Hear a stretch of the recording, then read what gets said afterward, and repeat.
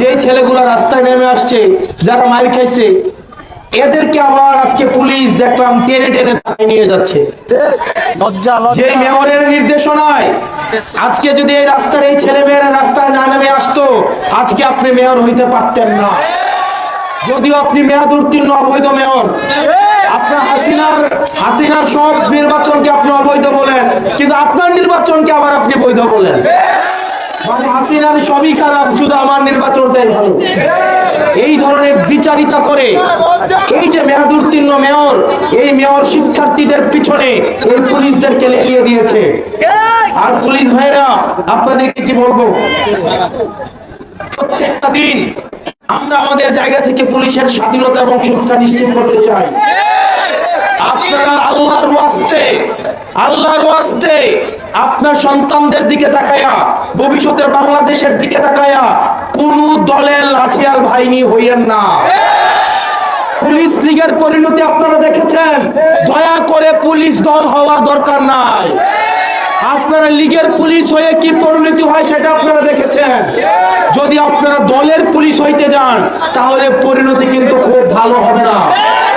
আপনারা বাংলাদেশের পুলিশ হয়ে উঠুন, বাংলাদেশের জনগণের পুলিশ হয়ে উঠুন, বাংলাদেশের জনগণ আপনাদের পক্ষে দাঁড়াবে। প্রিয় পুলিশ ভাইয়েরা, আমরা আপনাদের পক্ষে, আমরা চাই, আমরা জানি আপনাদের পেশাগত অনেক সীমাবদ্ধতা আছে, আমরা জানি আপনাদেরকে বিভিন্নভাবে ফোর্স করা হয়, আপনাদেরকে আনলফুল অর্ডার বাস্তবায়ন করার জন্য চাপ প্রয়োগ করা হয়, পোস্টিং প্রমোশনকে বন্ধ করায় দেওয়ার কথা বলা হয়, খাগড়াছড়ি বান্দরবান পাঠানোর হুমকি দেওয়া হয়। এই বিষয়গুলো আমরা জানি, কিন্তু আল্লাহর রাস্তে এই দেশের দিকে তাকায়া, জাতির দিকে তাকায়া, এই স্কুল কলেজের বাচ্চাদের দিকে তাকায়া, স্কুল কলেজের ড্রেস পরা ভবিষ্যতের দিকে তাকায়া, আপনার সন্তানের দিকে তাকায়া আর কোন অন্যায্য অর্ডার আপনারা বাস্তবায়ন করবেন না।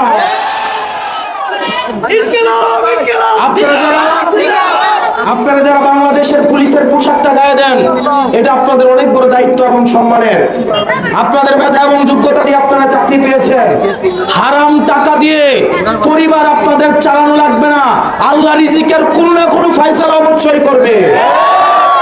প্রিয় পুলিশের ভাইয়েরা, আপনারা জনতার পুলিশ হন, বাংলাদেশের পুলিশ হন, আপনারা বাংলাদেশ আপনাদেরকে ধারণ করবে। এই অবৈধ মেয়র, মেয়াদ উত্তীর্ণ মেয়র শিক্ষার্থীদের এই যে জুলাইয়ের গ্রাফিতিতে এত ভয় কিসের? এত ভয় কিসের? কারণ যারা এখন পালাই আছে, দেখবেন একটা দল আছে না, নিজেরা পালাই থাকে, তারা নিজেরা পালাইতে দৌড়াইতে আবার বলে দৌড়ানোর জায়গা পাবে না। তারা নিজেরাই দৌড়ানোর পর আছে, আরেকজনে কি বলে? নিজেরাই পালাই আছে, আরেকজনে কি বলে? পালানের জায়গা পাবে না। এরা বাংলাদেশের রাজনীতিতে প্রাসঙ্গিক না। কারণ রাজনীতি আপনি যাদেরকে নিয়ে করবেন, তারা জানে আপনারা জুলাইতে রাস্তায় তাদেরকে খুন করছেন। বাংলাদেশের সব ছাত্ররা জানে এরা যদি রাজনীতিতে আসে, তাহলে শিক্ষার্থীদেরকে বাঁচতে দিবে না। সুতরাং শিক্ষার্থীদের বিরুদ্ধে দিয়ে, স্কুল কলেজের বাচ্চাদের বিরুদ্ধে গিয়ে আপনারা রাজনীতি বাংলাদেশে করবেন, কোনোদিনও সম্ভব না। শহীদ জিয়ার সন্তান তারেক রহমানকে হুঁশিয়ার করে দিচ্ছে, যদি ব্যালটের উপরে কোনো হাত বসানো হয়, সেই হাত আমরা ভেঙে চুরমার করে দিব।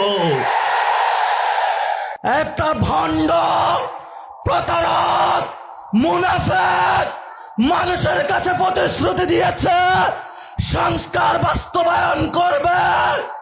এখন সে মুনাফিকি চরিত্র ধারণ করে জনগণের সাথে গাদ্দারি করছে। আমরা অতীতে অনেক গাদ্দারদেরকে শাস্তি দিয়েছি। ইনশাআল্লাহ বাংলার মাটিতে যদি গণভোট বাস্তবায়ন না হয়, সংস্কার বাস্তবায়ন না হয়, বাংলার মাটিতে এদের বিচার হবেই হবে ইনশাআল্লাহ। পশ্চিমবঙ্গে গেরুয়া পতাকা এসেছে, আমরা এখানে আছি ইনশাআল্লাহ প্রস্তুত। সবাই প্রস্তুত আছেন? হাত তুলে সবাই দেখান, সবাই প্রস্তুত আছেন? বাংলাদেশের মুসলমানরা কাউকে ভয় পায়? আমরা কাকে ভয় পাই? একমাত্র আমরা একমাত্র আল্লাহকে ছাড়া কাউকে ভয় পাই না। অসংখ্য শহীদ আমাদের সামনে আছে, শহীদ হব, জান্নাতের বুকে ঘুরে বেড়াবো তোমাদের জন্য। তোমাদের মতো 2 টাকার মতো আমাদের জীবনের মূল্য না।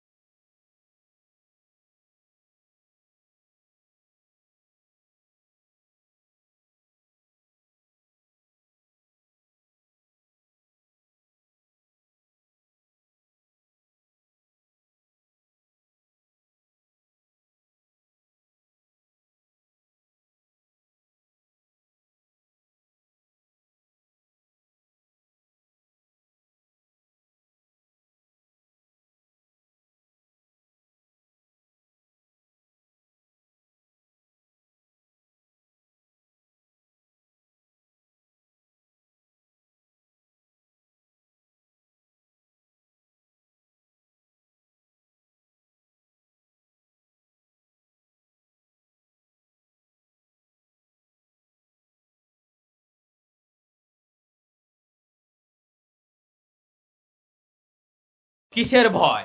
এই হাসনাত আব্দুল্লাহ সাদাকে সাদা কালোকে কালো বলে তাই? এই হাসনাত আব্দুল্লাহরা চোখে আঙ্গুল দিয়ে দেখিয়ে দেয় কোনটা কালো, কোনটা সাদা, কোনটা জনগণের অধিকার আর কোনটা তোমাদের পেট ভরার অধিকার।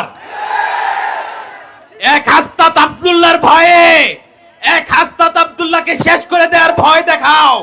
এখানে হাজার হাজার হাসনাত আব্দুল্লাহ তৈরি হয়েছে, কয়জনকে আটকাবা? এই হাসনাত আব্দুল্লাহ হুমদায় নয়, গোপালগঞ্জেও, গোপালগঞ্জের বাড়িতে দাঁড়িয়ে স্বৈরাচারের বুকে দাঁড়িয়ে কবর রচনা করে আসছে। আরে বেটা, এটা তো কুমিল্লা, হাসনাত আব্দুল্লাহর কুমিল্লা। পুরা বাংলাদেশ হাসনাত আব্দুল্লাহরা তারুণ্যের শক্তি, এনসিপির শক্তি, আগামীর বাংলাদেশের শক্তি নেতৃত্ব দিবে। প্রিয় সুধী, আজকে শুধু এনসিপি তারুণ্যের দল নয়, আমার বাবারা, আমার দাদার বয়সী দাড়ি পাকা মানুষরা, মা বোনরা সামনে উপস্থিত। এই তরুণদেরকে আরো উৎসাহিত করতে, আরো শক্তি যোগাতে আপনারা দোয়া করবেন, আমরা যেন জনগণের অধিকার ফিরিয়ে আনার জন্য সেই রাজনীতিটুকু আপনাদের পাশে থেকে আজীবন দেশের মানুষের জন্য কাজ করে যেতে পারি। এনসিপি আপনাদের পাশে আছে, এনসিপি আপনাদের দল, আমরা অন্য কেউ না, আমরা আপনাদের মানুষ, আমরা আপনাদের হয়ে থাকতে চাই। সবাইকে আবারও ধন্যবাদ জানাই। দেখেন, গণভোটের প্রশ্নটা নাকি ওনারা বুঝেন না, আমি পড়ে শোনাই, আপনারা বুঝেন কিনা দেখেন। 1 নম্বর প্রশ্ন, নির্বাচনকালীন তত্ত্বাবধায়ক সরকার, নির্বাচন কমিশন, অন্যান্য সাংবিধানিক প্রতিষ্ঠানগুলো জুলাই সনদে বর্ণিত প্রক্রিয়ার আলোকে গঠন করা হবে। বুঝেছেন না? তত্ত্বাবধায়ক সরকার চান না? ইলেকশন কমিশন স্বাধীন চান না? আমরা তো বুঝি, ওনারা বুঝে না কেন? সেকেন্ড, আগামী জাতীয় সংসদে 2 কক্ষ বিশিষ্ট হবে, উচ্চকক্ষ 100 সদস্য হবে, এই 100 সদস্য গঠিত হবে ভোটের আনুপাতিক হারে। এই যে আমি বললাম, বুঝেন নাই? বুঝেন নাই? জ্ঞান কি আমাদের চেয়ে ওনাদের কম না বেশি? তা আমরা বুঝতেছি, ওরা বুঝে না কেন? 3 নম্বর, সংসদে নারীর প্রতিনিধি বৃদ্ধি, বিরোধী দল হইতে ডেপুটি স্পিকার, কয়েকটি সংসদীয় কমিটির সভাপতি নির্বাচন, প্রধানমন্ত্রীর মেয়াদ সীমিতকরণ, রাষ্ট্রপতির ক্ষমতা বৃদ্ধি, মৌলিক অধিকার, বিচার বিভাগের স্বাধীনতা সহ 30টি বিষয়ে একমত হয়েছে, তা অবশ্যই বাস্তবায়ন করিতে হইবে। বুঝলাম না? বুঝলাম না? এত সুন্দর বাংলায় লেখা যদি কেউ না বুঝে,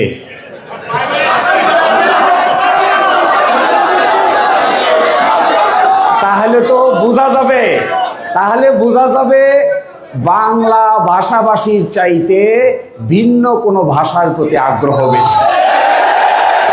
আসসালামু আলাইকুম।